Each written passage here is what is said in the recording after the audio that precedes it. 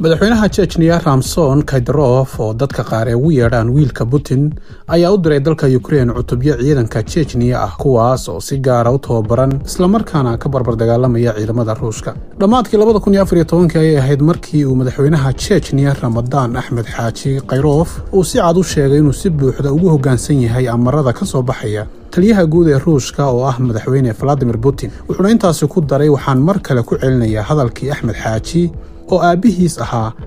in la gaaray waqtigii jiha sax ah la dooran lahaa. Sidaas daraadeed wixii maanta laga bilaabo waxaan adduunka oo dhan u sheegaynaa inaanu nahay cutubyo dagaal oo gaar ah oo ka tirsan ciidamada Vladimir Putin. Haddii amarna la siiyo si toos ah ayaan u fulin doonaa. haddaba xiriirka qotada dheer ee u dhaxeeya labadan dhinac wuxuu sanadkii 1999 uu ka bilowday kadib markii uu Putin xukunka Ruushka qabsaday, halkaas oo muftigii weynaa ee Chechnya Ahmed Haji Kadyrov uu ka hor yimid rabitaankii qaar ka mid ah asxaabtiisa oo ku dhiirigelinayay halgankii gobonnimadoonkii loogu raadinayay inay Chechnya ka go'do dhulweynaha Ruushka. wuxuuna Ahmed Kadyrov intaa kadib u diga rogtay oo saaxiib dhow la noqday Ruushka, taasoo isaga ka dhigtay ninka ugu sarreeya maamulka Chechnya ee hoostaga Kremlinka. waxaase xusud mudan in Islaamku soo gaaray Chechnya qarnigii 16aad, gobolkan oo ka tirsan waqooyiga Caucasus, inkastoo waqti taa ka sii horeysayna Islaamku soo caga dhigtay dhulweynaha Caucasus. waxaana marar badan dhulka ka jiray jawi colaadeed iyo weliba isqabqabsi u dhaxayn jiray maamuladii hore ee Ruushka iyo boqortooyadii Cusmaaniyiinta, markii dambana Ruushka ku adkaatay dagaaladii ka dhacayay waqooyiga Caucasus. wuxuuna Ruushku sanadii 1870 uu dhulkaas hoosgeeyay boqortooyadiisii, balse markii ay boqortooyadaasi burburtay waxay muslimiinta Chechnya isku dayeen waqtigaas inay madax banaani helaan oo ka go'an Ruushka, laakiin isku daygoodii waa ay ku guuldareysteen oo waxaa mar kale lagu daray maamulkii Shuuciga ahaa ee dalka Ruushka waagaas ka hana qaaday, soona maray heerar kala duwan ilaa uu ka soo gaaray xilligii Midowgii Sofiyeeti. waxaase burburkii Midowgii Sofiyeeti kadib muslimiinta Chechnya ay mar kale bilaabeen olole iyo weliba isku day inay ku dhawaaqeen inay ka madax bannaan yihiin Ruushka sida dalalkii kale ee hore ee Midowgii Sofiyeeti ee go'ay xilligaasi. waxaana arrintaasi horkacayay sarkaalkii hore ee ka tirsanaa sirdoonka Sofiyeetka Shokhar Dudayev oo ay ciidankiisu fuliyeen afgambigii ka dhanka ahaa dowladdii Shuuciga ahayd ee ka jirtay deegaanadaasi. wuxuuna ku dhawaaqay inay Chechnya ka xorowday Ruushka bishii Agoosto 1991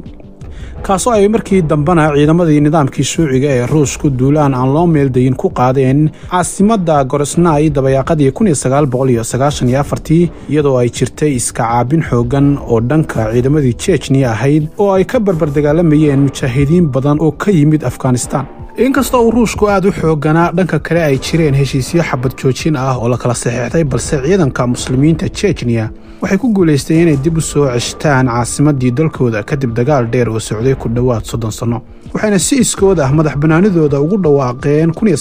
1994 iyo weliba inay ka go'een Ruushka kadib markii 100,000 oo qof ay ku leedeen dagaaladaasi, halka qaar kalena ay ku barakaceen. waxaana intaa kadib loo magacaabay Aslan Makhradov inuu noqdo madaxweynaha Chechnya, kaasoo la saxiixday madaxweynihii hore ee Ruushka Boris Yeltsin heshiis nabadeed oo ay ugu dambeyntii ka soo dhalaalin madax banaanida Chechnya ay u doonaysay dhulkeeda. dagaaladaas kadib iyo weliba isku daygii hore ee Chechnya markii uu burburay nidaamkii Shuuciga ahaa ee Ruushku, wuxuu xagaldaaciyay awooddii jamhuuriyadda Chechnya ee halkaasi ka jirtay oo noqotay markii dambe mid aad u liidata, awoodna u weyday inay dib u hanato maamulkeeda, taasoo sii kicisay inay soo baxaan dhaqdhaqaaqyo jihaadiyiin ah oo ugu cadcaddaa midkii uu hogaaminayay Shamil Basayev, kuwaasoo aan weligood qarsan hankooda ahaa inay hal jamhuuriyad ah oo awood leh ku midaysan yihiin muslimiinta ku nool waqooyiga Caucasus oo dhan. dhanka Ruushka see madaxa siyaasadda iyo militariga midna kuma faraxsanayn sidii waqtigaasi loo wajahay xaaladihii ka dhacayay Chechnya iyo weliba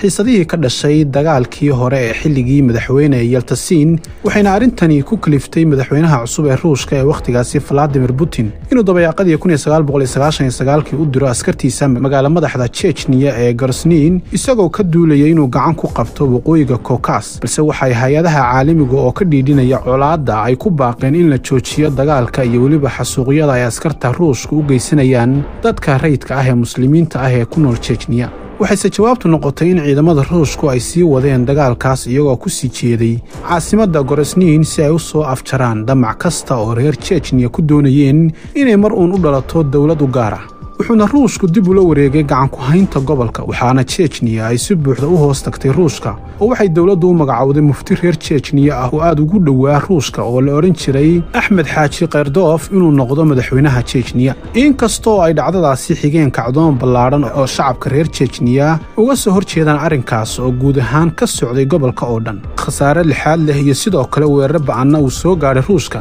balse 2009kii ruushku wuxuu ku guuleystay inuu baabiyo inta badan dhaqdhaqaaqyadii waday kacdoonadii lagu doonayay gooni-goosadka ee Chechnya taasoo ruushku bishii Abriil 15keedii 2009kii si rasmi ah ugu dhawaaqay inuu soo afjaray howlgalladii militari ee Chechnya inkastoo Axmed ama Ahmad waqti hore uu ahaa hogaamiye diimeed ku baaqi jiray jihaad ka dhanaa ruushka iyo weliba in dhulka muslimiinta ee Chechnya laga xoreeyo cadowga ku soo duulay sidoo kale wuxuu ahaa hogaamiyihii militariga ee soo hogaaminayay Chechnya arrintaasoo dhabarjab weyn u keentay ciidankii ku jiray dagaalkii ka dhanka ahaa ruushka siiba markii uu bixiyey oo gacanta u geliyey magaaladii Godarmes oo ahayd tan labaad ee ugu weyneed magaalooyinka Chechnya ciidamada ruushkuna waxay halkaasi soo galeen iyadoo aysan wax xabada ka dhicin si ka duwan magaalada Grozny oo ay ka dhaceen dagaalo aad u ba'an Axmed Qayrdoof waxa uu isbeddelkan weyn ku macneeyay inuu diidanaa aragtidii Saliim Khan oo aad u taageersanaa dagaalyahanada Carbeed ee watay mabda'a wahaabiyada salafiga ah inay sii joogaan dhulka Chechnya kaasoo Axmed u arkay raggan inay isku ekaysiinayaan ama ay ku hoos gabanayaan calanka islaamka marka la eego aragtidiisa sida uu ku sheegay waraysi uu bixiyay sanadii 2000 markii loo doortay inuu noqdo madaxweynaha jamhuuriyadda Chechnya sanadkii 2003 wuxuu Axmed Qayrdoof ruushka la noqday saaxiib ay aad isugu dhow yihiin waxaase gudaha Chechnya ka abuurmay cadaawad markii dambe keentay in isaga lagu kharajiyo waxaana dilka Qayrdoof oo ku beegnaa Maarso 2014 fulisay koox u diriirisay fikirka gominimadoonka taasoo ku kaliftay Putin inuu u magacaabo wiilkiisa Ramadaan oo haatan hadda haya madaxweynaha Chechnya tan iyo 2007 taasoo kor u sii qaaday xiriirka labada dhinac sababtayna mararka qaar in Ramadaan loogu yeero wiilka Putin ee baariga u ah barnaamijkeena xulashada dunida oo aad kala socoteen Horfadhi TV